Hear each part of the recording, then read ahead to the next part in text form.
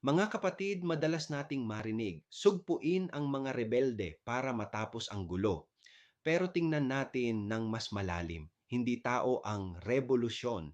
Ideya ito, bunga ng kawalan ng lupa, trabaho, pagkain at dignidad. Hindi pumupunta sa bundok ang tao dahil gusto nila ang dahas. Pumupunta sila dahil sarado ang bawat pinto sa hustisya. Kapag ang maralita ay walang lupa, ang manggagawa ay walang sahod na sapat, at ang pamayanan ay nalulunod sa abuso, hindi armas ang problema, kawalan ng pag-asa. Kaya mga kapatid, kung tunay na kapayapaan ang hangad, unahin natin hindi ang pananakot kundi ang katarungan. Kapayapaang may lupa, may hanap buhay, may kinabukasan. Ako si Padre Jesse Galilea, kasama ninyo sa pananalig at pakikibaka para sa kapayapaang nakaugat sa hustisya.